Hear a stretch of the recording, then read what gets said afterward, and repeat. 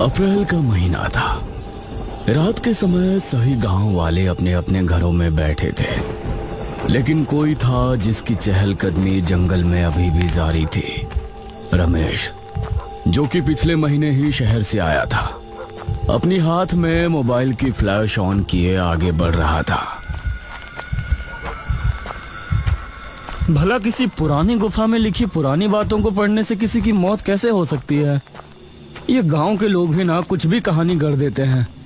आज तो मैं पढ़कर ही रहूंगा उस गुफा के अंदर क्या लिखा है जो गांव के लोगों ने इतनी दहशत फैला रखी है।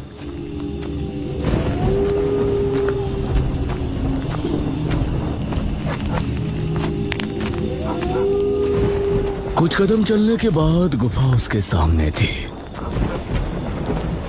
वो बिना कदमों को रोके गुफा के अंदर चला गया।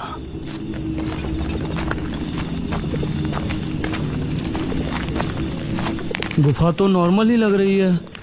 वो बड़ी आराम से इधर उधर देखता हुआ आगे बढ़ रहा था।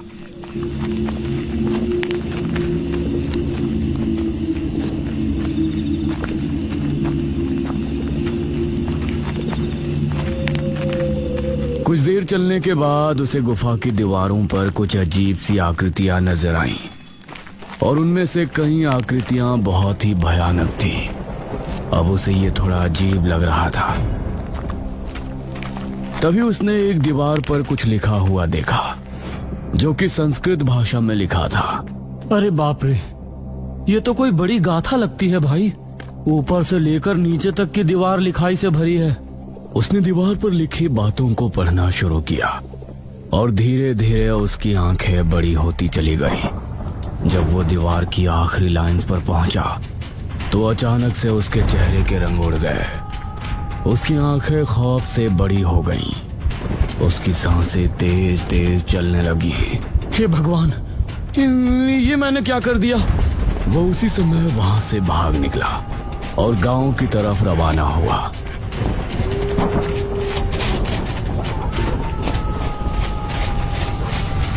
कुछ ही देर में वो गांव पहुंच गया और सीधा अपने घर में आकर रुका। हे भगवान, मेरी रक्षा करना।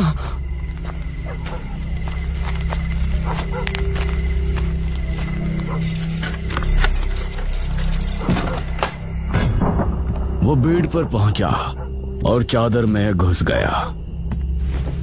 उसे बहुत तेज बुखार भी आ गया था। शरीर में अजीब सी कपकपी बंधी थी। तभी उसे उसके दरवाजे के खुलने की आवाज आई। वो डर गया और उसने अपने चेहरे से हल्की सी चादर हटाई तो उसके सामने एक बहुत ही भयानक असुर खड़ा हुआ था। उसे देखकर उसकी आंखों में खौफ उतर आया।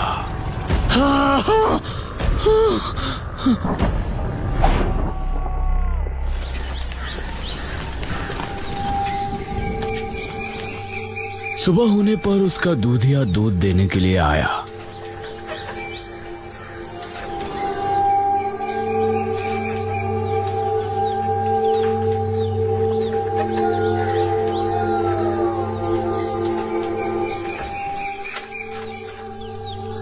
अरे रमेश बाबू, दूध ले लीजिए। कहाँ छिपे बैठे हैं?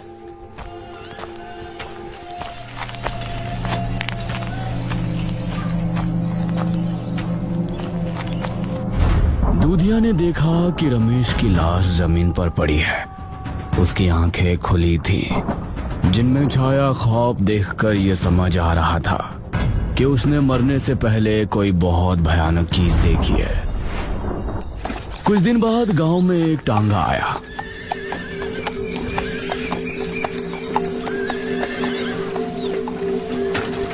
उसके अंदर से मनोज नाम का एक आदमी उतरा।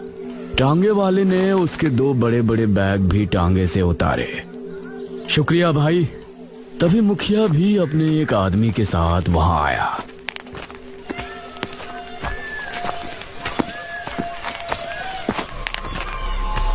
अरे अरे मास्टर साहब, आप क्यों ये संदूक उठा रहे हैं? ये काम करने के लिए तो हमारे आदमी है ना। अब मुखिया जी नमस्ते। लगता है आपने मुझे पहचान लिया। हाँ हाँ, मेरी बाबू से बात हुई थी हम इस बात से बहुत खुश हैं कि आप हमारे गांव के अशिक्षित लोगों को शिक्षा देने के इरादे से आए हैं। मुखिया जी, मुझे एक घर रहने के लिए मिला है, क्या आप मुझे वहां तक छुड़वा देंगे? हाँ हाँ, मैं ही आपको छोड़ने चलता हूँ।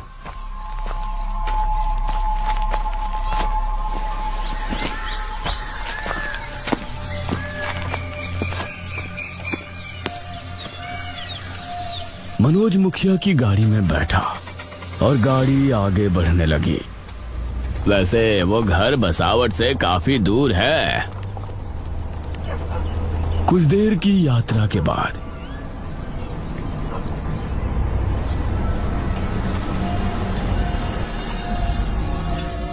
ये उस एक घर पर पहुंचे।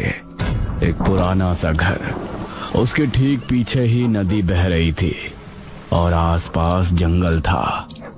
अरे वाह, ये तो काफी अच्छा है, मुझे ऐसा ही घर चाहिए था। मुखिया के आदमी ने उसके दोनों बैग घर के अंदर रख दिए। मास्टर साहब, आपकी पाठशाला की सफाई का काम आज पूरा हो जाएगा। आप कल से पाठशाला शुरू कर सकते हैं। शुक्रिया मुखिया जी। मुखिया उसे छोड़कर वहां से चला गया।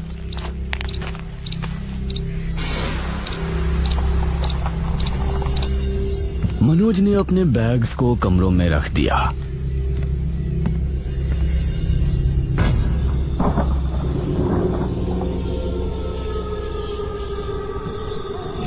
रात हो चली थी और उसे काफी ठंड लग रही थी।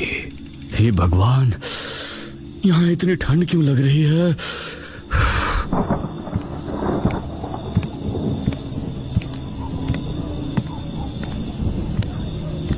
उसने दूसरे कमरे में जाकर देखा तो वहां अंगीठी और कुछ लकड़ियां रखी थीं। अरे, ये लकड़ियां तो बहुत बड़ी हैं, इनको बिना काटे तो अंगीठी में डाला ही नहीं जा सकता। उसने सभी कमरों में देखा, लेकिन उसे वहां कुल्हाड़ी नहीं मिली। चलो बाहर जाकर देखता हूँ, हो सकता है जंगल में छोटी लकड़ियां मिल जाएं। बिना काटे ये तो अंगीठी में नहीं आने वाली। वह घर से बाहर निकला। मौसम काफी ठंड था। उसने देखा कि नदी की तरफ कुछ छोटे पेड़ भी है। उन पेड़ों से छोटी लकड़ियों का इंतजाम हो सकता है। वो नदी के ही तरफ रवाना हुआ। सामने से आती लहरों का नजारा उसे बहुत मनमोहक लग रहा था। वो लकड़ियों को भूल गया और नदी के किनारे की तरफ उसके कदम चल पड़े। एक लहर आई और उसने आंखें बंद कर उसको महसूस किया। उसके घुटनों तक पानी आया और लहर वापस जाते हुए पानी वो वापस ले गई। वाह, कितना खूबसूरत मंजर है ये। तभी उसे उसके पैर के पास कुछ महसूस हुआ। उसने देखा कि मिट्टी में कुछ है। उसने मिट्टी हटाकर देखी तो वो हैरान रह गया। उसके पैरों में एक कुल्हाड़ी पड़ी थी। अरे भाई, ये क्या? कुल्हाड़ी? हाँ, यहाँ तो आसपास कोई है भी नहीं। फिर किसने मेरी इतनी फिक्र की? उसके चेहरे पर मुस्कान छलक आई। मुझे इसी की जरूरत थी। भगवान ने समुद्र के जरिए मदद की है। Thank you God. उसने कुल्हाड़ी उठाई और वापस घर में पहुंचा। कुल्हाड़ी की मदद से उसने लकड़ियां काटी और फिर अंगीठी में डालकर आग लगाई। वाह, अब थोड़ी राहत मिली। उसने अंगीठी पलंग के पास रखी और फिर सुकून की नींद सो गया।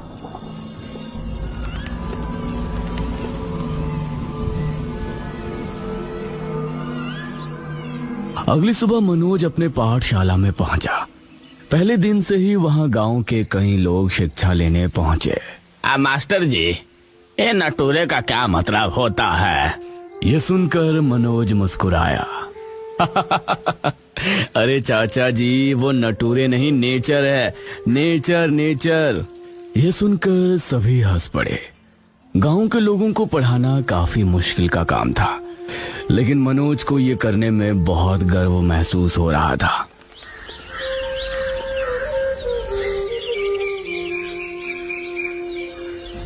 दोपहर होने पर मनोज पाठशाला को ताला लगाया और फिर मुखिया उसे गांव घुमाने जगह जगह ले गया।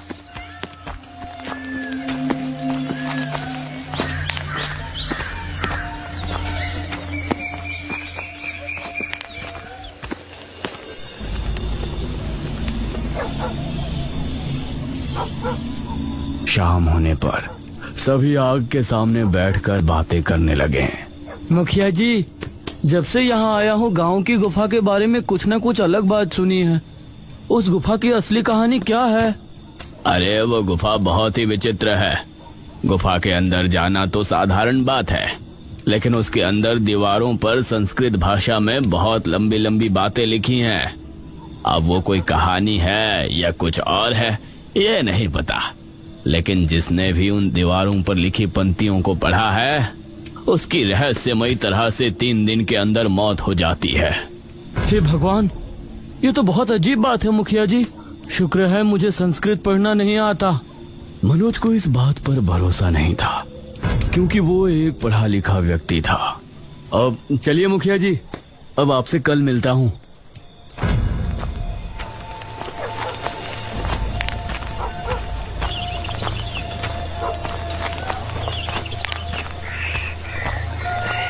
वो फिर अपने घर पहुंच गया।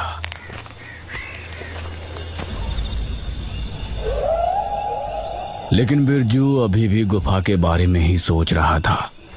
उसके कदम उसे गुफा के पास खींच ले गए। मैंने झूठ बोला था कि मुझे संस्कृत नहीं आती। अब तो मेरी उन पंक्तियों को पढ़ने की जिज्ञासा और बढ़ गई है। भला दीवारों पर लिखी बातों को पढ़ने से कोई मर सकता है? वो गुफा के अंदर चला गया। कमाल है, जितनी अंदर जा रहा हूँ रोशनी उतनी ही बढ़ती जा रही है, लेकिन समझ नहीं आ रहा रोशनी आ कहाँ से रही है। वो एक दीवार के सामने जाकर रुका और उस पर लिखी संस्कृत की लाइन पढ़ने लगा।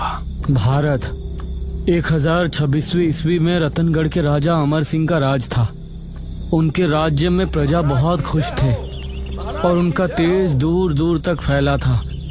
लेकिन एक दिन अचानक उसने काफी देर तक दीवार पर लिखी कहानी को पढ़ा और नीचे आते आते उसके चेहरे की रंगत उड़ गई। सर्दी में भी उसके माथे पर पसीने आ गए थे। तभी उसे एक भयानक हंसी सुनाई दी। उसकी हालत खराब हो गई और वो जल्दी से गुफा से बाहर भागा। वो गांव की तरफ निकल गया और कुएं पर जाकर रुका।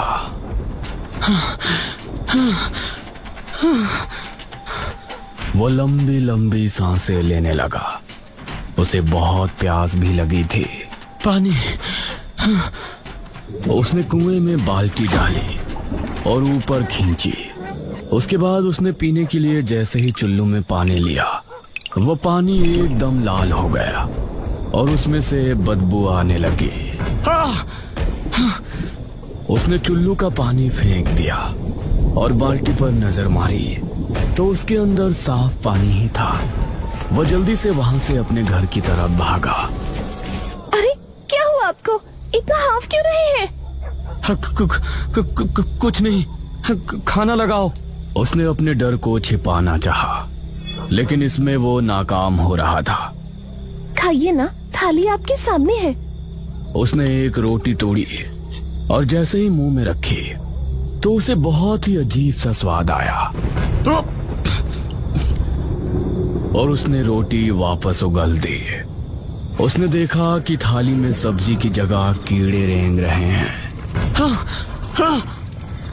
अरे क्या हुआ आपको? जब बिंदिया ने देखा तो प्लेट में खाना ही था।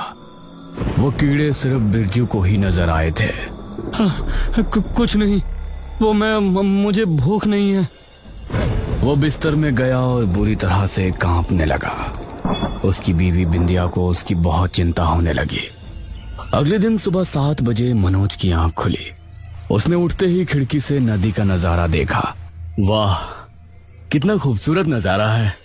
ठीक 8 बजे वो पाठशाला पहुंचा और पढ़ाने का काम शुरू किया और शाम होने तक वो मुखिया के साथ ही रहा। उस समय बिरजू भी काम से अपने घर को लौट रहा था। तभी उसे अपने पीछे से अचानक भारी कदमों की आवाज सुनाई दी। उसने डरते हुए पीछे मुड़कर देखा तो वहां कोई नहीं था। उसने फिर से चलना शुरू किया। वो फिर से कदमों की आवाजें उसे सुनाई देने लगी, लेकिन अब उसने रुकना ठीक नहीं समझा और अपने घर पहुंचा। बिंदिया, बिंदिया घर के अंदर नहीं थी। बिरजू ने मटके से लेकर पानी पिया। तभी उसे वही भारी कदमों और हंसने की आवाज सुनाई देने लगी।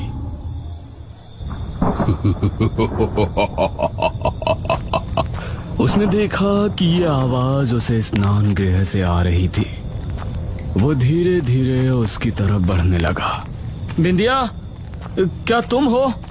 तभी दरवाजा हल्के से खुला और एक भयानक हाथ दरवाजे पर आया। उसे देखकर वो डर गया और उसने अपने कदमों को पीछे लिया। तभी घर की सारी लाइट बंद हो गई और उसे अंधेरे में 2 लाल चमकती आंखें दिखाई दी। उसकी चीख सुनकर आसपास मौजूद सभी लोग उसके घर की तरफ भागे। बिंदिया भी पड़ोस के ही घर में थी। वो भी वहां से निकलकर भागी। वहां जाने पर बिरजू की लाश पड़ी मिली। उसकी गर्दन पूरी पीछे तक घूमी हुई थी। मनोज भी बिरजू की लाश देखते हुए बहुत हैरान था। जरूर ये गुफा के अंदर ही गया होगा। लेकिन इसने तो कहा था कि इसे संस्कृत पढ़ना नहीं आता। मनोज को यही लग रहा था कि उसका किसी ने खून किया है और गुफा वाली बात के सिर्फ आड़ ली जा रही है। कुछ देर बाद मनोज वापस अपने घर पहुंचा। आज तो चाय पहले ही पी लेता हूँ, बहुत थकान हो रही है। और चाय बनाने के लिए किचन में गया।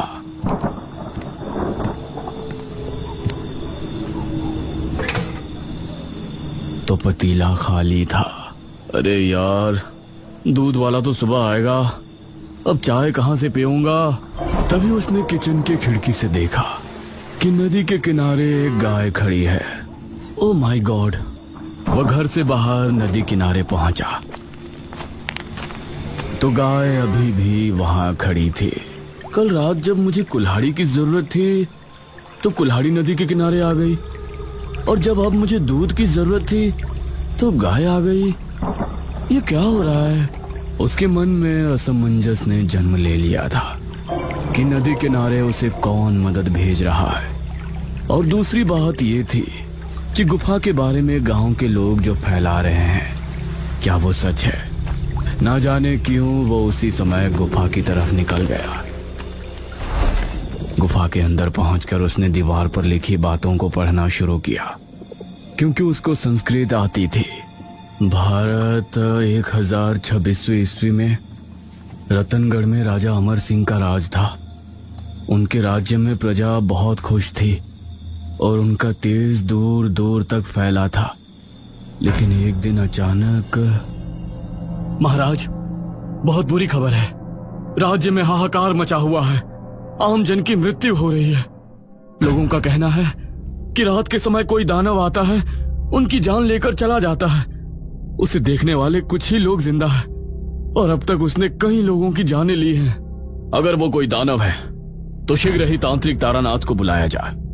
अब वही है जो हमें उस दानव से युद्ध करने का तरीका बता सकते हैं। तांत्रिक तारानाथ को बुलाया गया। महाराज, कोई भी दानव भला क्यों हमारे ही राज्य में आकर हाहाकार मचाएगा? हमें नहीं लगता कि यह कोई आम दानव है। महाराज, उस दानव ने जहां आखिरी हमला किया था वहां से हमें कुछ मिला है। क्या मिला है? उसे सामने लाइए मंत्री जी। मंत्री ने ताली बजाई और एक दरबार एक थाली लेकर आया।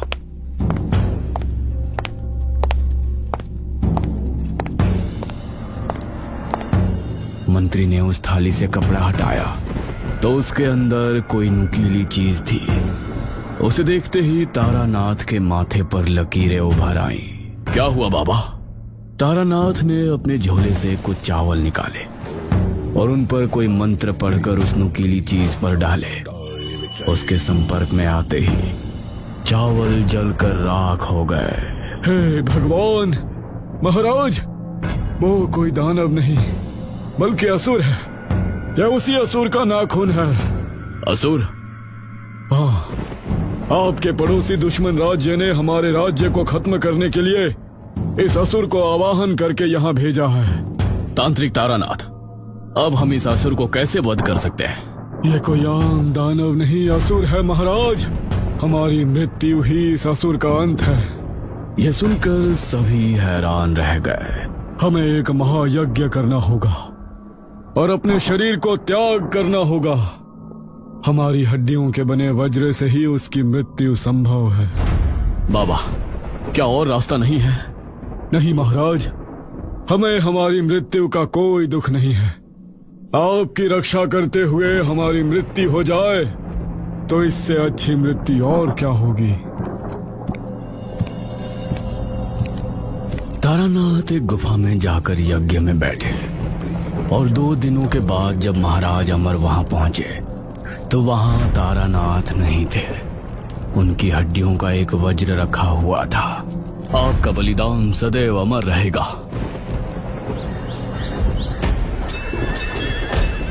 अगले दिन राज्य पर दुश्मन राज्य के राजा रुद्र सिंह ने हमला किया।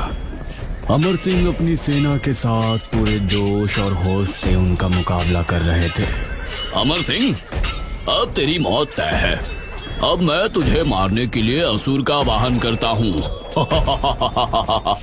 उसने आंखें बंद की और असुर का आवाहन किया। तभी वहां एक भयानक असुर आ पहुंचा। उसे देखकर सभी खौफ में आ गए थे, लेकिन राजा अमर सिंह ने तारानाथ की हड्डियों का बना वज्र निकाला, जिसे देखकर असुर के चेहरे की हंसी उड़ गई। ये क्या? उस तारानाथ ने अपने शरीर का त्याग दे दिया। क्या हुआ तुझे? तू ऐसे क्यों डर रहा है? तारानाथ की हड्डियों का बना वज्र, इससे तो मेरा अंत हो जाएगा। अब मैं इस युद्ध में तुम्हारा साथ नहीं दे सकता। नहीं, अरे मैंने तुझे असुर लोक से बुलाया है। तू मेरी मर्जी के बगैर वापस नहीं जा सकता। हाँ, नहीं जा सकता, लेकिन मैं अगले 1000 साल के लिए खुद को एक गुफा में बंधित कर सकता हूँ, जहाँ ये वज्र नहीं जा सकता। ये कहकर असुर वहां से भाग गया। अमर सिंह ने उसी समय रुद्र को खत्म करके अपने राज्य को बचा लिया।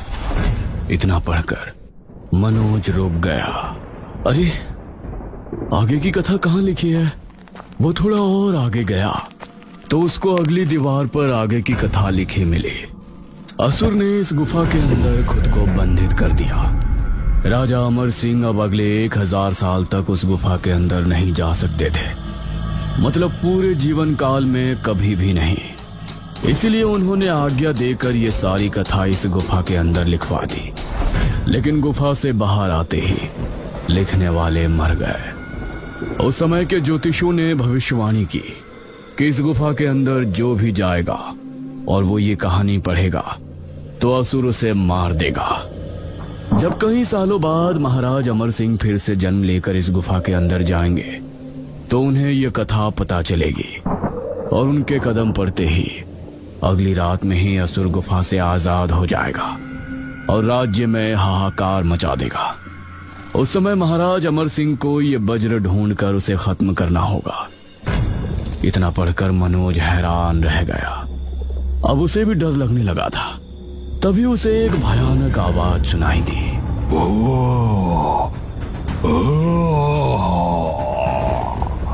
यह आवाज सुनकर मनोज बुरी तरह से डर गया और वहां से भाग निकला।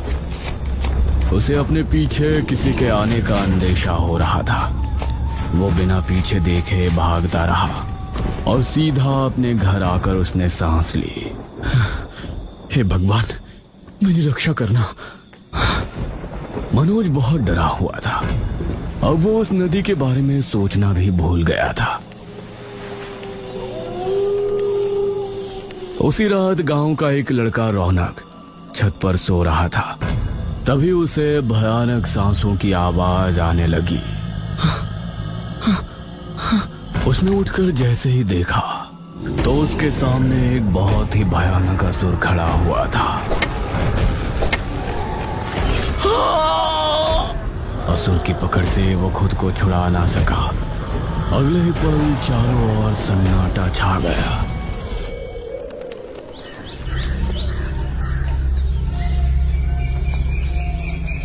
सुबह होते ही गांव में उसके ना रहने की खबर फैल गई और माहौल शोकमय हो गया। ये रौनक कैसे मारा गया? ये तो गुफा के अंदर गया भी नहीं था। मुखिया जी, ये तो बहुत बुरा हुआ। गुफा में तो मैं गया था, फिर ये क्यों मारा गया? धीरे धीरे 3 दिन गुजर गए। असुर ने इन दिनों में कई नौजवान लड़कों को गायब कर दिया।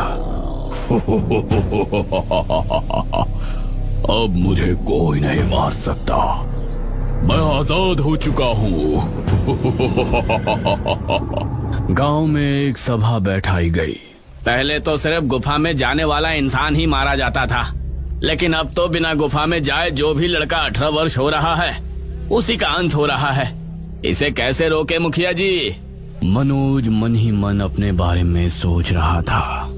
मैं गुफा में गया था, मुझे तो कुछ भी नजर नहीं आया, ना ही मेरे साथ कुछ हो रहा है। 3 दिन के बाद भी मैं जिंदा कैसे हूँ?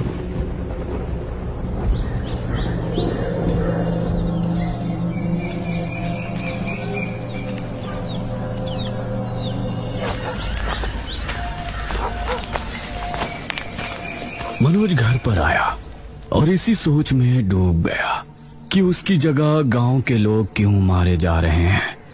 तभी उसकी नजर नदी पर पड़ी। वो बिना कुछ सोचे नदी किनारे गया। तुमने मेरी 2 बार मदद की है, अगर ये कोई इत्तेफाक नहीं है तो मेरी मदद करो। मुझे बताओ कि तुम कौन हो और क्या ताल्लुक है मेरा इस नदी से और गांव में हो रहे खूनों से। तभी उसने देखा कि लहरों के साथ कुछ उसके करीब आ रहा है। वो उसे देखता रहा और पास आने पर पता चला कि वो एक बोट थी जिसमें कोई नहीं था। ये क्या? इसमें तो कोई है ही नहीं, फिर ये यहाँ कैसे पहुंची? मनोज ने उस बोट में बैठ गया। उसके बाद वो अपने आप रवाना हो गई। मनोज को डर भी लग रहा था और हैरानी भी हो रही थी, कहीं उसकी मौत को अलग तरह से तय तो नहीं किया गया।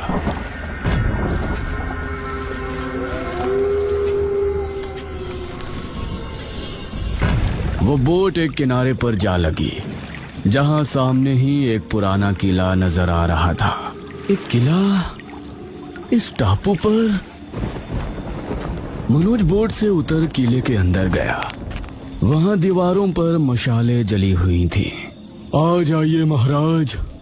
ये सुनकर मनोज ने सामने देखा तो उसे वही तांत्रिक तारानाथ नजर आया। कौन हो तुम? मुझे महाराज क्यों कह रहे हो? मैं तांत्रिक तारानाथ। इस जन्म में आप भले ही मनोज हैं, लेकिन पिछले जन्म में आप हमारे महाराज अमर सिंह थे। ये सुनकर मनोज हैरान रह गया। तुम अगर तारानाथ हो तो तुम तो मर गए थे। आपके सामने मेरी आत्मा है महाराज। इसका मतलब है कि मैं ही राजा अमर सिंह हूँ, इसीलिए मेरी मौत नहीं हुई। जी महाराज, जैसा कि आपने पढ़ लिया होगा कि आपके कदम गुफा में पड़ने के बाद असुर गुफा से आजाद हो जाएगा, तो वो आजाद हो चुका है। हे भगवान, मतलब जितने भी गांव के लोग मारे जा रहे हैं उनका जिम्मेदार मैं हूँ? ऐसा ना सोचे महाराज, आप बस उस असुर का अंत कर दें। वो खासकर 18 वर्ष के नौजवानों को इसलिए मार रहा है कि अगर उसने 21 नौजवानों को मार दिया तो फिर वो मेरी हड्डियों के बने वज्र से भी नहीं मारा जाएगा। उसकी शक्ति बढ़ जाएगी। मेरी हड्डियों के बने वज्र को इस्तेमाल करने का समय आ गया है। कहाँ है वो वज्र? आपको डर था कि आपके दुश्मन उस वज्र को ढूंढकर खत्म ना कर दें, इसलिए आपने उसे इस किले के तहखाने में रखवा दिया था। और मेरी आत्मा उसकी देखभाल कर रही थी। मैं आपको बुलाने के लिए ही आपकी मदद कर रहा था कि आप एक दिन मन में सवाल लिए जरूर यहाँ आएंगे और अपने कर्तव्य के बारे में जानेंगे। यह सुनकर मनोज ने आगे कुछ नहीं कहा। तारानाथ की आत्मा के साथ वो तहखाने में पहुंचा जहां रखा हुआ वज्र चमक रहा था। अगली रात गांव के लोगों में डर का माहौल था। रविशंकर के बेटे मोहित का जन्मदिन था, लेकिन खुशी मनाने की जगह सभी खौफ में थे। रविशंकर और उसकी पत्नी मोहित के पास ही बैठे थे। माँ, बाबूजी, आप इस तरह क्यों मेरे सर पर बैठे हैं? मुझे मेरा जन्मदिन मनाना है। अरे बेटा, तुम्हारी जान खतरे में है, हम तुमको अकेला नहीं छोड़ सकते। हाँ, वहीं कुछ लोग घर के बाहर भी टहल रहे थे। मोहित रविशंकर का इकलौता बेटा है, उसकी मौत नहीं होनी चाहिए। हमें उसे हर हाल में बचाना है। हाँ मुखिया जी। तभी इन सभी को भारी कदमों की आवाज सुनाई देने लगी। इन सभी ने पहली बार असुर को आते देखा। इनकी आंखें खौफ से फट पड़ी और दिल बुरी तरह दहल गया। तुम लोग मुझे नहीं रोक सकते। वो रविशंकर के घर की तरफ बढ़ा।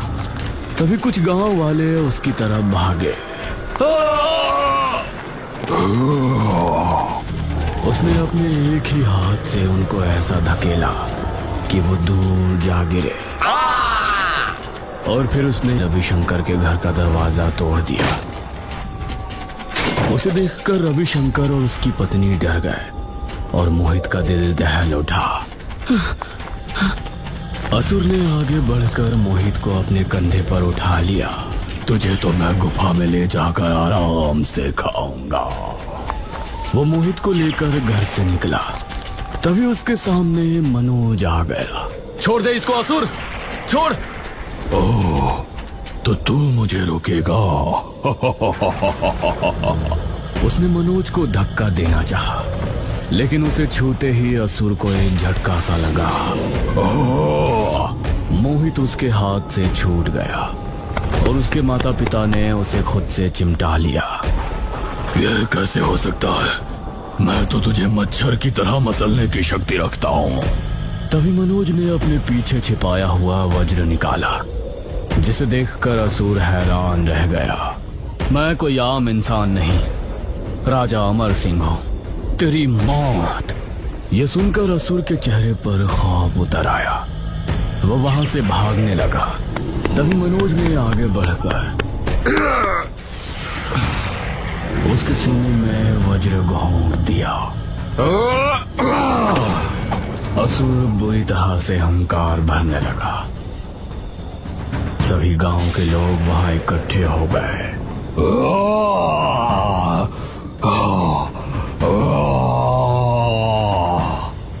एक तेज चीख के साथ वो खत्म हो गया और राख बनकर ढेर हो गया। मास्टर साहब, आप ही हमारे पूर्व काल महाराज थे। जी, वो तो पिछले जन्म की बात है। मैं अब सिर्फ आपका मास्टर साहब ही हूँ। मोहित के माता पिता ने मनोज का धन्यवाद किया और सभी ने उसकी हिम्मत की सराहना की। मनोज को अब बहुत अच्छा लग रहा था, क्योंकि उसने गुफा के खौफ को हमेशा के लिए खत्म कर दिया था और असुर के साथ बुराई का वध कर दिया था।